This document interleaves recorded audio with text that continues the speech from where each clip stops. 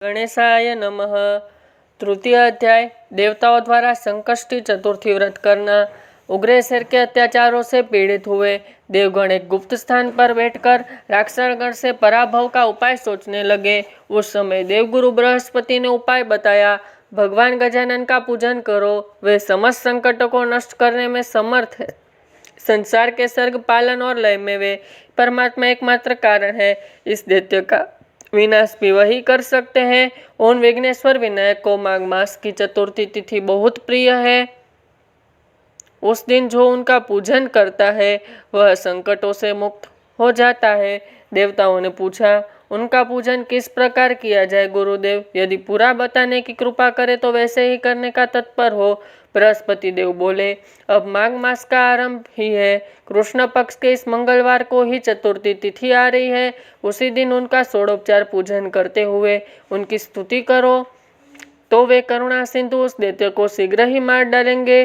तब तुम अपने पद को पुनः प्राप्त कर सकोगे। सूर्य गुरु के आदेश अनुसार माघ कृष्ण चतुर्थी को देवताओं ने संकष्टी चतुर्थी का व्रत आरंभ किया। भगवान गणपति की प्रतिमा स्थापित कर षोडोपचार पूजन करने के पश्चात भावपूर्ण हृदय से उनकी स्तुति की। दीनानाथ दया सिंधु योगोत्म संस्थितम अनादित मध्य रहित स्वरूपाय नमो नमः। हे दीनों के स्वामी, हे दया सिंधु, हे ज्ञान गम्य, आपको नमस्कार है। हे मायातीत, भक्तों के अभीष्ट पूर्ण करने वाले, आपको बार बार नमस्कार है।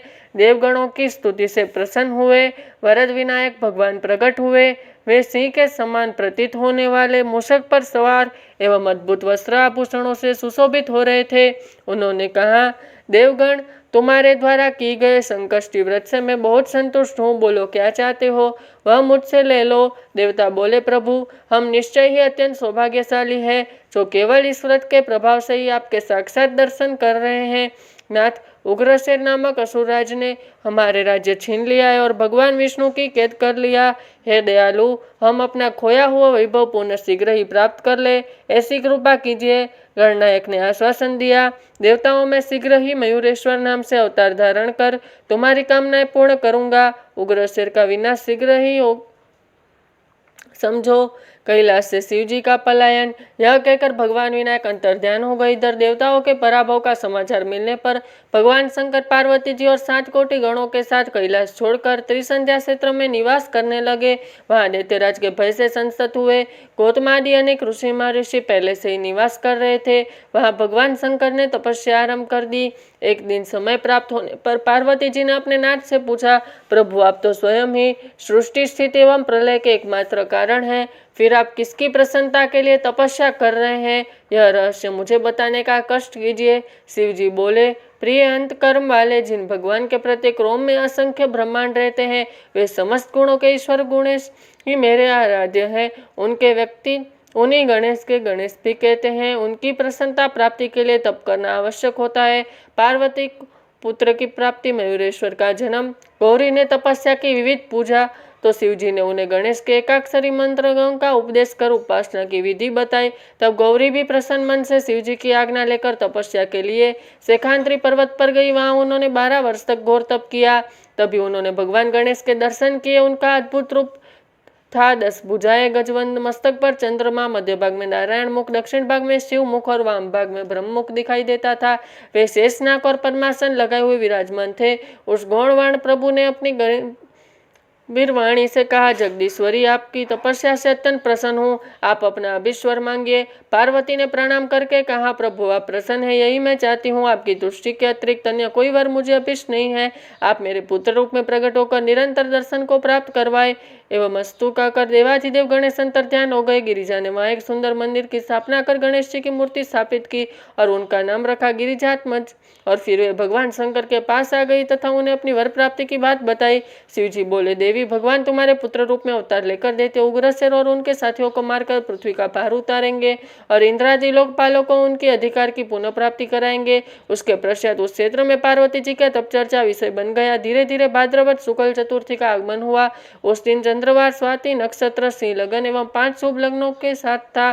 पार्वती जी ने गणेश जी के षोडोपचार पूजन की तथा असंख्य मुख, असंख्य नेत्र, असंख्य कान, नाक, हाथ से युक्त विराट स्वरूप तेजस्वी बालक का प्रागट्य हुआ। उन्होंने गिरिजा से कहा, मातेश्वरी मैं वही गणेश हूँ जिसकी आप निरंतर आराधना करती रहती है। अब आपके पुत्र रूप में मेरा प्रागट्य हुआ है। गिरिजा बोले, महिमा आपने इस विराट रूप छोड़कर मुझे पुत्र सुख दो। इतना कहते ही उन्होंने सुंदर बाल रूप धारण कर लिया। सुंदर नासिका, 3 नेत्र, 6 भुजाएं, विशाल कृष्णल दर्शन, अमुक चरणों में ध्वज, अंकुश, कमल आदि के शुभ चिन्ह तथा करोड़ों चंद्रमा के समान उज्ज्वल गौणवर्ण था।